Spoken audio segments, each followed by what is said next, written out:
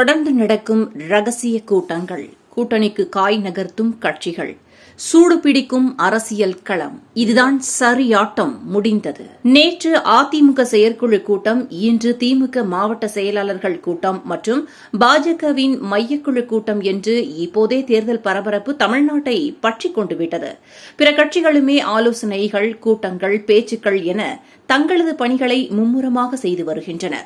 அதிமுகவின் பொதுச் செயலாளர் மற்றும் எதிர்க்கட்சித் தலைவர் எடப்பாடி பழனிசாமி கடந்த சட்டசபை தேர்தலில் நூல் இழையில் வெற்றி வாய்ப்பை அதிமுக இழந்தது. இந்த முறை அப்படி நடக்காது. அதிமுக ஆட்சியில் நிறைவேற்றப்பட்ட திட்டங்களை மக்கள் இன்னும் மறக்கவில்லை. சட்டம் ஒழுங்கும் நமது ஆட்சியில் சீராக இருந்தது. அதனால் மக்கள் அதிமுக ஆட்சி அமைய வேண்டும் என்று விரும்புகிறார்கள்.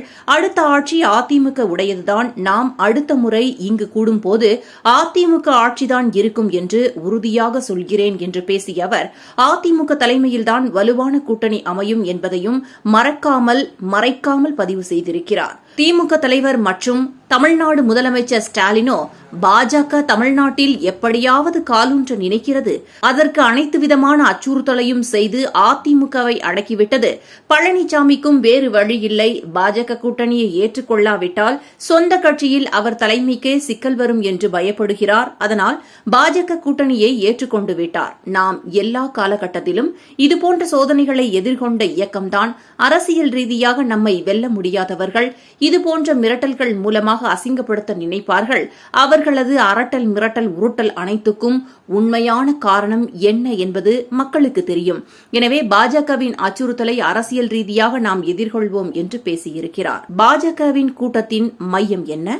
பாஜக மையக்குழு கூட்டத்தில் பூத் கமிட்டி கட்சி கட்டமைப்பை வலுப்படுத்துவது, அதிமுக பாஜக கூட்டணி உள்ளிட்ட 2026 ஆண்டு சட்டமன்ற தேர்தல் ஏற்பாடுகள் குறித்து பேசப்பட்டுள்ளது. இந்த கூட்டம் பாஜக தேசிய தலைவர் மற்றும் மத்திய அமைச்சர் JP நட்டா தலைமையில் நடந்துள்ளது.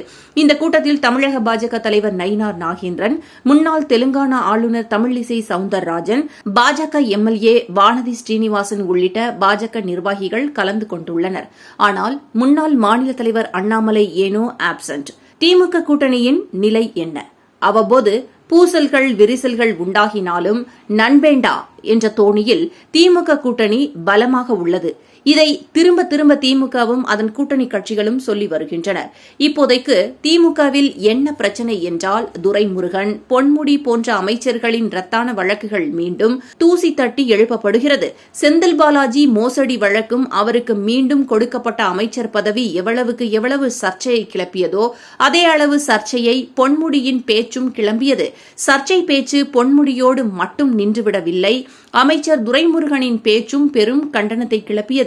உடனுக்குடன் நடவடிக்கை என முதலில் பொன்முடியின் கட்சி பதவி பறிப்பு, பின்னர் அவரது ஆட்சி பதவி பறிப்பு போன்ற நடவடிக்கைகள் எடுக்கப்பட்டாலும் இது திமுகவிற்கு பெரும் மைனஸ் தான்.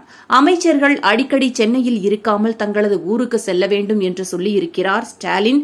இது தேர்தல் பணியில் இன்னும் வேகம் காட்ட வேண்டும் என்ற திமுக தலைமையின் யோசனையை காட்டுகிறது. தற்போது அதிமுக பாஜக கூட்டணி அமைந்துள்ளது.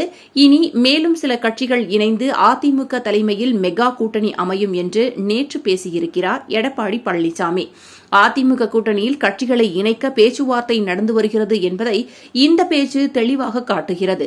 அதிமுக தலைமையில் என்று எடப்பாடி பழனிசாமி அழுத்தமாக கூறும்போதே ஆட்சியில் பாஜகவிற்கு பங்கு இல்லை என்கிற அவரது நிலைப்பாட்டை காட்டுகிறது. இந்த நிலைப்பாட்டை கொஞ்சம் அவர் மாற்றினாலும் அதிமுக வாக்குகளை அள்ளுவதில் சிக்கலை சந்திக்கும். பாஜக மையக்குழு நாங்கள் மட்டும் சும்மாவா என்று பாஜகவின் கூட்டம் நடந்து முடிந்துள்ளது. எடப்பாடி பழனிசாமி பல்டி அடித்தால் என்ன செய்வது என்று பாஜக தரப்பு நிச்சயம் மாற்று யோசனையை வைத்திருக்கும். இருந்தாலும் இப்போதைக்கு அவர்கள் அதிமுகவை விடுவதாக இல்லை. இனி என்னென்ன காட்சிகள் தமிழ்நாட்டில் அரங்கேறப் போகிறது என்று பொறுத்திருந்து பார்ப்போம்.